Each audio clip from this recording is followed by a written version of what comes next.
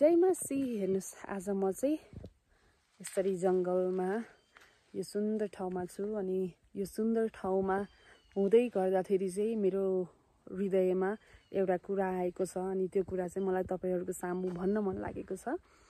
हामी मानिसहरुको जीवनमा चाहिँ यति धेरै कठिन परिस्थितिहरु आइरहन्छ हैन, कस्तो समस्या भएर गुज्रिरहनु परेको हुन्छ अनि कति जनाको जीवनमा त केही लास्टमा आशा नै हुँदैन, केही होपै हुँदैन अनि गिभ अप गर्न पनि थालेको हुन्छ। तर म आज तपाईहरुलाई भन्न चाहन्छु, don't give up, there is hope in Jesus. येशूमा आशा छ है। एकचोटी येशूलाई चान्स दिनुहोस्। जस्तो कि अब चाहिँ सकिन्न भनेर मान्छेहरु गिभ अप गर्न खोज्छ, तर परमेश्वरमा भरोसा गर्नुहोस्, परमेश्वरमा विश्वास गर्नुहोस्, धैर्य गर्नुहोस्। तपाईलाई त्यो समस्याबाट, त्यो सिचुएसनबाट निकाल्ने परमेश्वर नै हुनुहुन्छ। हो, ढिला हुन सक्छ तर सबै कुरा परमेश्वरको टाइमिङ अनुसार नै हुन सक्छ।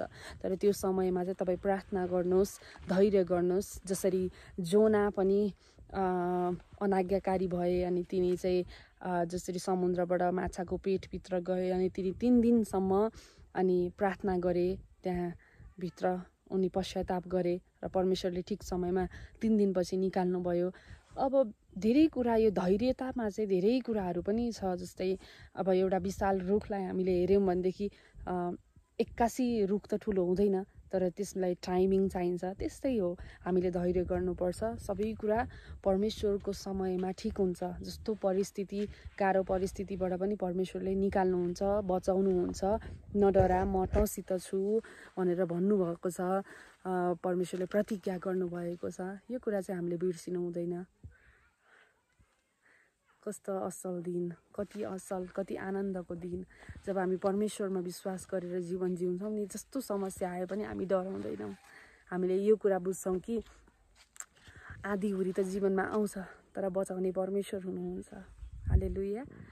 अनि एउटा कुरा मलाई कस्तो राम्रो के लाग्छ भनेदेखि जब पानी पर्छ अनि हामी छाता ओढ्छौं, के हामी जब त्यो छाता ओढ्छौं पानी नै बन्द हुन्छ त? हुँदैन नि, पानी त परिरहन्छ तर हामीलाई त्यो पानीले केही पनि असर गर्दैन, हामी भिज्दैनौं। त्यस्तै हो, जब जीवनमा समस्या आउँछ तर त्यो समस्याले हामीलाई चाहिँ कहिले पनि हुन्छ नि असर गर्दैन, तर हामीलाई परमेश्वरले बचाउनुहुन्छ। त्यो समस्याले हामीलाई केही पनि असर गर्दैन। हालेलुया। आशा गर्दछु तपाईहरु सबैजना आशिषित हुनुभएको छ। जय मसी, जय मसी।